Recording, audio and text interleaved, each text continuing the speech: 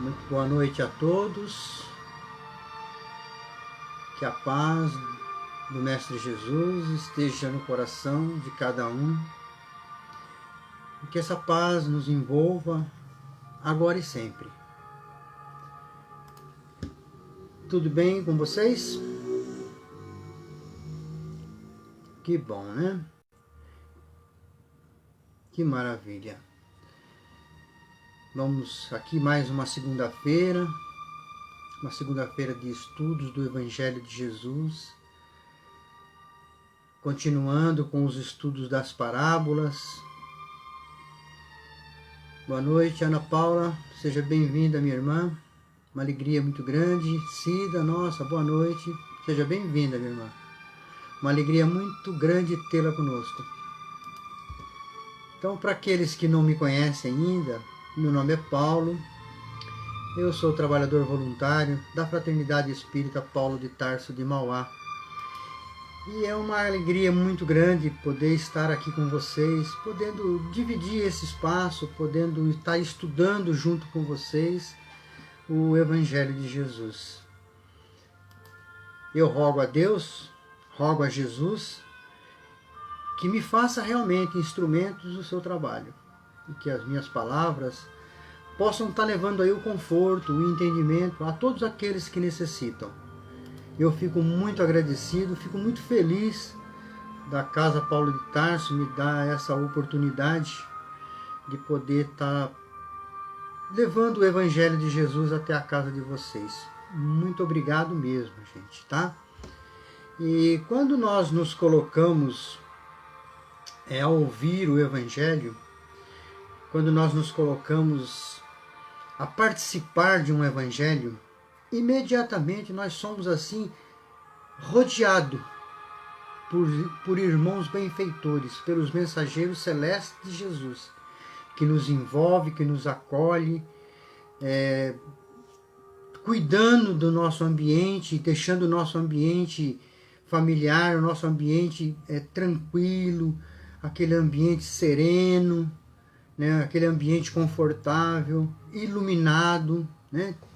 Então, aquele que quiser colocar uma jarra com água ou um copo com água para estar sendo fluidificado, por favor, gente, fiquem à vontade. Jesus, ele está presente, tá?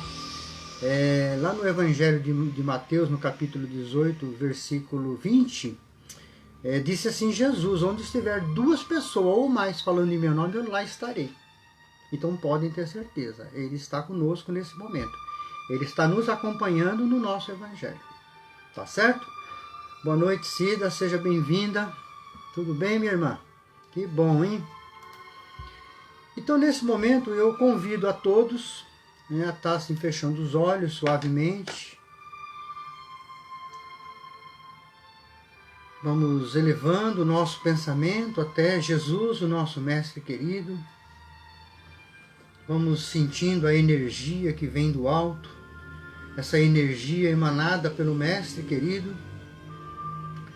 Vamos sentindo essa energia nos envolvendo, nessa paz, nessa tranquilidade. Vamos sentindo a presença do nosso anjo de guarda, esse amigo tão querido, que sempre está ao nosso lado, nos inspirando, nos intuindo, nos mostrando assim o caminho que devemos seguir. Vamos sentindo assim também a presença da espiritualidade bendita, dos mensageiros celestes de Jesus, que já se aproxima de nós, derrama sobre nós o remédio que nós tanto necessitamos. Então nós vamos também agradecendo a Paulo de Tarso, agradecendo toda a sua equipe por esse momento maravilhoso. Paulo de Tarso, que é o responsável, que é o coordenador desses estudos. Vamos nesse momento sentindo a presença de Maria, que nos abraça, que nos envolve em seu manto fluídico azul, nos protegendo, nos acalmando. E nos leva então diante do Mestre querido. E diante de Jesus nós vamos agradecendo a Ele. Obrigado, Mestre, pelo teu Evangelho bendito e redentor, esse Evangelho que tanto nos ensina. Jesus então nos estende a mão e nos convida a caminhar em direção ao Pai da vida. E diante dessa luz imensa, nós espiritualmente de joelhos vamos agradecendo: Pai, obrigado. Obrigado, Senhor, pelo dia de hoje, pelo nosso despertar. Obrigado, Pai, pela oportunidade bendita do trabalho. Obrigado pela oportunidade, Pai, de poder servir o outro. Obrigado, Pai, pela oportunidade da reencarnação. E assim, Pai querido, queremos louvá-lo com a prece que Jesus nos ensinou. Pai nosso que estás no céu, santificado é o teu nome. Venha a nós o seu reino e seja feita, Pai, a tua vontade, assim na terra como no céu. O pão nosso de cada dia nos dai hoje. Perdoa, Pai, os nossos ofensores, mas perdoa, Pai, na medida que eu perdoo eles. Não nos deixe, Senhor, cair em novas tentações, e nos livre sempre, Pai, de todo o mal. Pai, é teu o poder, o reino e a glória para todos sempre. Que assim seja, Pai. Graças a Deus e graças a Jesus. Obrigado, Senhor, e obrigado, Mestre querido.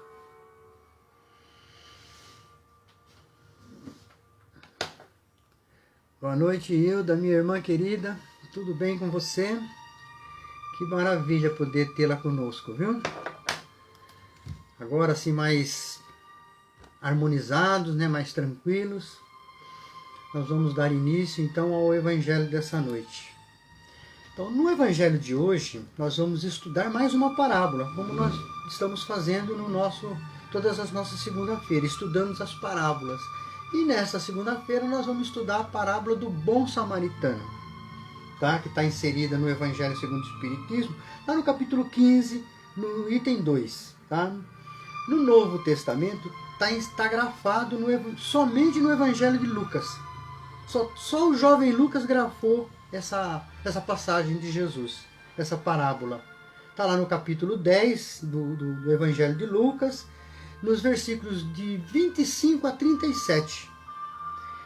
Mas é legal assim, se a gente puder dar uma olhada nesse Evangelho de Lucas, desde o capítulo 9, que é lá que começa toda a viagem que Jesus faz, né? É lá que acontece todo o diálogo. Mas a parábola está inserida no capítulo, no versículo 25 ao 37, tá bom? Então, Jesus, ele chegando a Jerusalém, ele vem da Samaria, tá? Então Jesus viajou numa estrada pedregosa o dia inteiro, uma viagem longa. Jesus está assim exausto, está cansado, está com sede, com fome. E quando ele chega assim em Jerusalém, ele é recepcionado. E é recepcionado por quem?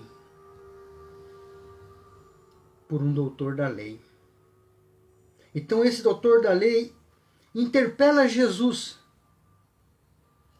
Mas ele interpela Jesus não com o intuito de ganhar o conhecimento, de ganhar o aprendizado. Ele interpela Jesus porque ele quer testar Jesus.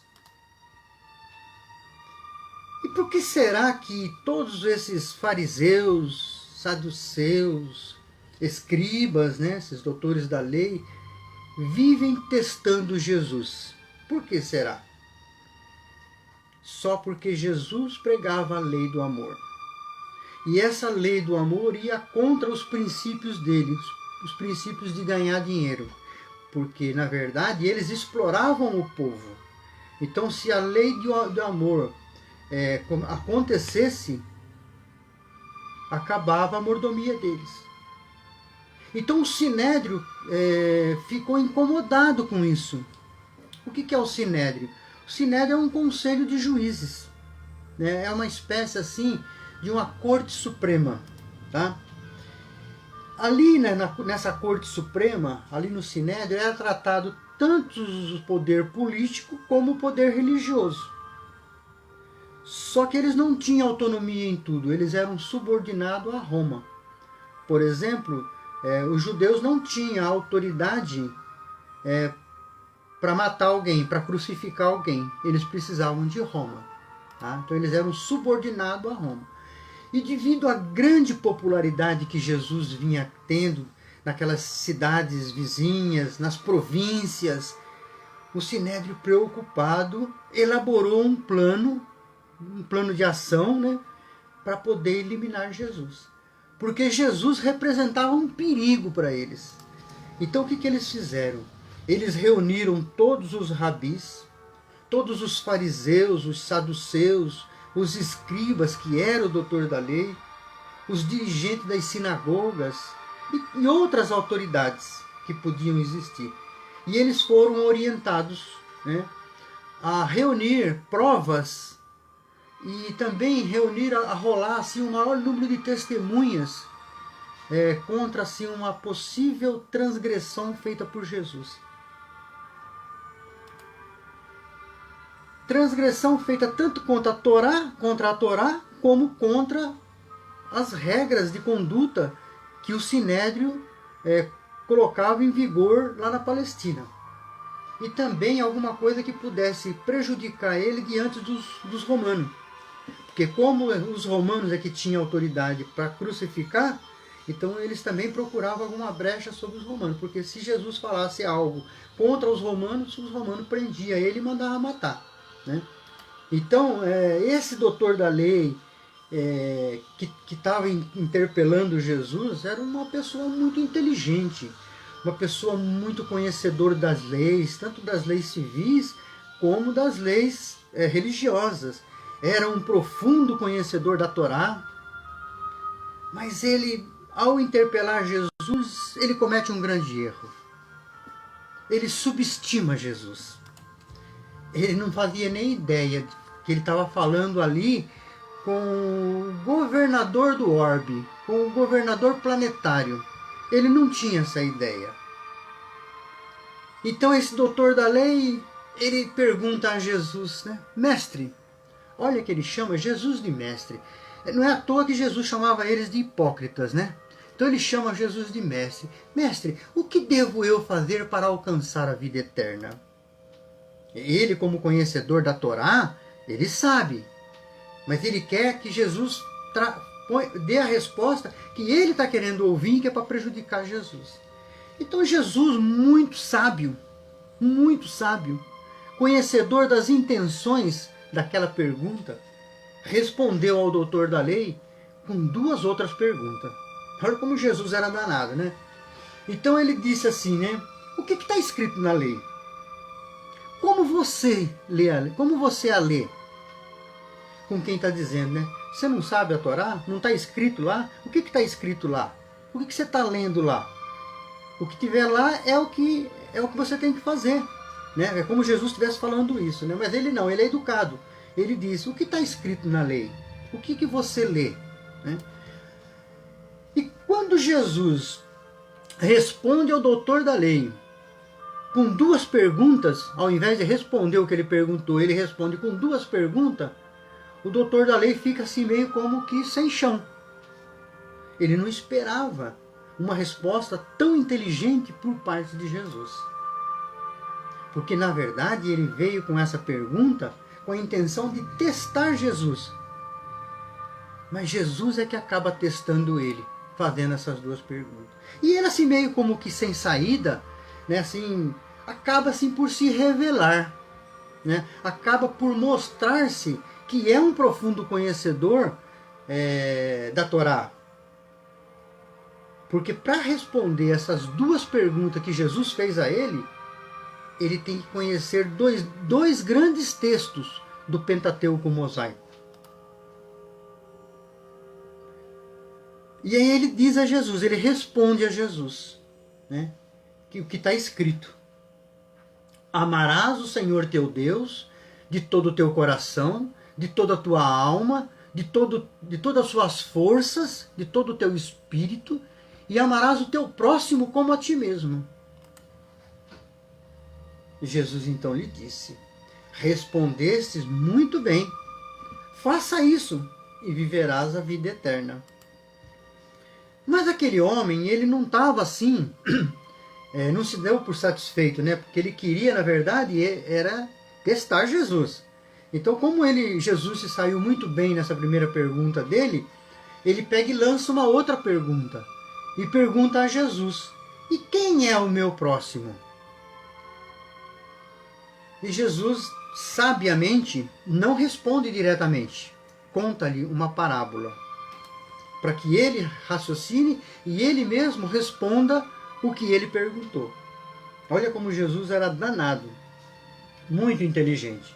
Então ele conta assim para o doutor da lei: um homem descia de Jerusalém para Jericó. De Jerusalém até Jericó dava assim aproximadamente de 23 a 27 quilômetros, em descida, uma estradinha sinuosa, né? Era ali uma rota de movimentação comercial, então era assim um lugar muito perigoso, né? Cheio de emboscadas, né? E Jesus usa esse percurso, né, para poder contar a sua história ao doutor da lei. Então, continuando lá na parábola. Então esse homem caiu nas mãos de ladrões, que o despojaram, que o roubaram, que o feriram e deixaram-o quase morto. Ora, por ali descia um sacerdote, pelo mesmo caminho, vindo de Jerusalém para Jericó. Descia um sacerdote. Quem era o sacerdote? Os sacerdotes eram um homem religioso. E o que se espera de um homem religioso? Que pelo menos ele seja coerente com aquilo que ele prega. Tudo bem? Não é verdade? Então, mas ele faz ao contrário. Ele, quando viu o homem ferido, passou longe, desviou do local e foi-se embora, seguiu seu caminho. Mas atrás, logo em seguida, descia por esse caminho um levita, que é assim uma espécie de secretário do sacerdote. Passou pelo mesmo lugar, quando viu caído, desviou e seguiu em frente. Vejam que o levita, o secretário do sacerdote, aprendeu a lição direitinho, do jeito que o sacerdote ensinou, não ajude ninguém na rua. Não é verdade? Bom, vejam que eles passaram os dois e não fizeram nada. E ambos tinham conhecimentos de como expressar o amor de Deus. De como expressar o amor de Deus em relação ao semelhante. Os dois eram conhecedores da lei. Os dois viviam no templo. Imagina, gente, que Jesus, ele está contando essa parábola, ele está contando essa história para um escriba, que era inimigo mortal dos samaritanos. Então imagina lá o doutor da lei escutando a história de Jesus. E aí Jesus continua. Um samaritano, porém, que vinha de viagem, chegando ao lugar onde estava esse homem, e visto esse homem, sentiu compaixão por ele. Olha, ele fala para o doutor da lei que o samaritano parou para ajudar e que os sacerdotes não pararam. Imagina o doutor da lei ali ouvindo isso. E ele fala para o doutor da lei: esse homem aproximou-se dele, tratou das suas feridas, cuidou das feridas com azeite e vinho e as enfaixou. Em seguida, colocou sobre o seu cavalo, ele deu a sua montaria e o levou a uma hospedaria e tomou conta dele. No dia seguinte, quando partiu, disse ao dono da hospedaria, deu 2 moedas a ele e disse: cuide bem desse homem. O que gastares a mais, quando eu voltar, eu te restituirei. Então Jesus responde à pergunta do doutor da lei. E ele faz uma outra pergunta para o doutor da lei. Ele pergunta assim: qual desses 3 te parece mais próximo daquele que estava caído? Notem que Jesus pergunta a ele: o que te parece? Qual dos 3 estava mais próximo do que estava caído? O doutor da lei ficou meio assim, meio que intrigado, né? Meio que assim, aquilo atravessado na garganta, né? Mas ele respondeu: aquele que foi misericordioso para com aquele que tinha caído. Jesus falou: muito bem, então vai e faz o mesmo. Quando você vê alguém caído, ajude, socorra. Toda a moral de Jesus resume na caridade e na humildade. Isto é, nas duas virtudes contrárias ao egoísmo e ao orgulho. Em todos os seus ensinamentos, Jesus coloca essas duas virtudes como sendo o caminho da eterna felicidade. Ele coloca como prioridade. Então, minha gente, a parábola do bom samaritano fala do que realmente importa para Deus. O levita e o sacerdote eram pessoas religiosas, eram conhecedores das leis de Deus. Ambos trabalhavam no templo, tinham relevantes responsabilidades religiosas. Porém, todo o seu conhecimento, todos os seus rituais que eles realizavam lá no templo, de nada valiam. Suas ações mostravam que a lei de Deus estava somente aonde? Na sua boca, e não no coração. Eles falavam da lei, falavam de Deus, mas não praticavam o que agradava a Deus. Eles não amavam a Deus. A gente vê aí a confirmação das previsões de Isaías, no capítulo 29, versículo 13, onde ele diz que esse povo se aproxima de mim só com a sua boca e com seus lábios. Vem me honrar só com a boca e os lábios. Mas se afasta, o coração se afasta de mim. Então o samaritano, ele podia ter demonstrado satisfação ou indiferença com o homem, porque ele não sabia quem estava ali. Ele não sabia se era um judeu, se era um samaritano, porque a pessoa estava deformada, ele apanhou muito, estava sangrando. Então ele não sabia. Né? E ele podia muito bem passar batido, porque eles eram inimigos. No entanto, o samaritano não viu o caído como inimigo. Ele viu um homem caído. Ele viu uma pessoa como ele, e que precisava de ajuda e que precisava cuidar daquelas feridas. Foi isso que ele enxergou. Ele não demonstrou indiferença. Pelo contrário, ele não mediu esforços para poder ajudar o samaritano. Ele amou realmente o outro. Ele amou de verdade aquele que estava caído. Ele amou, na verdade, a Deus. E amou também ao próximo. Porque quando eu faço pelo próximo, é para Deus que eu estou fazendo. O próprio Cristo nos ensinou isso. Ele fala, quando ajudar aquela criancinha, aquele inocente, é a mim que você está ajudando. Então, Jesus usa justamente essa figura do samaritano, né, que era detestada pelos judeus, justamente para mostrar e dar o exemplo da bondade.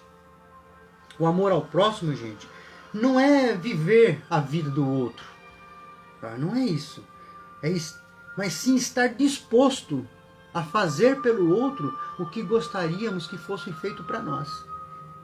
Isso é amar o próximo. Então, quem é o meu próximo? Na parábola, Jesus diz que é aquele que necessita de amparo, independente de quem seja, se é samaritano, se é judeu, ou se é brasileiro, não importa. Tem que ajudar o próximo. Jesus fala que é isso, tá? Não é importante eu saber quem é o meu próximo, mas sim é importante eu saber se eu estou sendo o próximo daquele que está precisando. Aí eu faço essa pergunta para mim, eu estou sendo o próximo daquele que necessita? Porque Jesus, lá no final da parábola, ele fala para o doutor da lei, quem está sendo o próximo daquele que estava caído? E o orgulho do doutor da lei não permitiu que ele respondesse que foi o samaritano, mas respondeu, foi aquele que teve misericórdia e compaixão para com o caído. Então Jesus, minha gente, nos ensina que para herdar a vida eterna é necessário que amemos a Deus sobre todas as coisas e ao próximo como a nós mesmos. É isso que Jesus coloca. Então não se pode fazer uma coisa e não fazer a outra. Eu não tenho como amar a Deus se eu não amar meu próximo. Porque qual é a vontade de Deus? Que nós nos amemos uns aos outros, não é assim? Então se eu brigo com o outro e não ajudo o outro, eu não estou amando a Deus. Então eu não posso amar a Deus se eu não amar meu próximo. E não posso amar meu próximo se eu não amo a Deus. Jesus, ele era danadinho. Ele colocava as coisas assim, amarrava as coisas de uma forma que você tinha que fazer o correto, tá? Então eu tenho que, para mim amar a Deus, eu tenho que amar meu próximo. E vice-versa. O Tiago, na sua primeira epístola, no versículo 22, ele nos dá um conselho. Ele fala, tornai-vos, pois, praticante da palavra, e não apenas ouvinte. Então ele fala que é para a gente praticar o que nós falamos, o que nós ouvimos, colocar isso em prática. João, o evangelista, também nos dá um conselho. João, ele era muito amoroso, e era no capítulo 3 do evangelho dele, no versículo 18, ele fala assim, filhinhos, não ameis com palavras e boca, ame com ação. Então, gente, que nós possamos seguir os conselhos, tanto de Tiago, como do evangelista João, e colocar em prática o nosso aprendizado. Compreender que a salvação, entre aspas, está no outro. Quem tem que fazer a transformação somos nós. Nós temos que nos transformar para ser melhor para o outro. Amar ao próximo, lembrem-se disso, não é viver a vida do outro, sabe? Mas viver de forma que você possa proporcionar algo bom para o outro. Tá certo? Vamos refletir bastante essa semana sobre toda essa parábola de Jesus, que é uma parábola muito rica. Tá? Então que nós possamos mais uma vez fechar os nossos olhos, sentir a luz emanada pelo alto, essa luz já que vem nos envolvendo, e nós assim, já num ato de bondade, num ato de caridade, vamos rogando ao Pai que nós possamos dividir essa luz que estamos recebendo com aqueles que perambulam pelas ruas sem um teto para morar. Que nós possamos, Pai, levar essa luz às penitenciárias, aos hospitais, aos asilos, aos orfanatos, aos manicômios. Permita, Pai, que um pouco dessa luz possa chegar à mente dos dirigentes de nação, principalmente dos países que se encontram em guerra. Permita, Senhor, que essa Tua luz possa chegar às cidades de Brumadinho, de Mariana, e lá pairar sobre aquelas cidades, tranquilizando aqueles corações que ainda se encontram em desespero.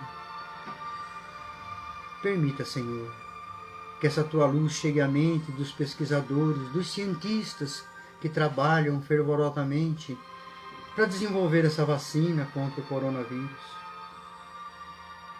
Permita, Pai. Permita que essa luz possa adentrar na casa dos nossos familiares e lá possa envolver cada coração. Te rogo, Pai, que um pouco dessa luz fique conosco, para que tenhamos força, coragem e perseverança na nossa transformação interior. Querido Pai amado, te rogamos que um pouco dessa luz fique na casa Paulo de Tarso, onde ela possa se iluminar e ser vista de longe como um farol, representando ali um pronto-socorro espiritual. Obrigado, Senhor, e obrigado a Jesus. Graças a Deus. Graças a Jesus. Que assim seja. Obrigado a todos pelo carinho, pela paciência. Eu quero, em nome da Fraternidade Espírita Paulo de Tarso, desejar a todos um ano repleto de paz, de harmonia, de alegria e de felicidade. Muita paz a todos. Que a paz de Jesus esteja no coração de cada um de nós e que possa permanecer, tanto esse ano como o ano que está se iniciando. Semana que vem, nós estaremos de volta na segunda-feira para mais um Evangelho no Lar. Muito obrigado a todos. Uma boa semana.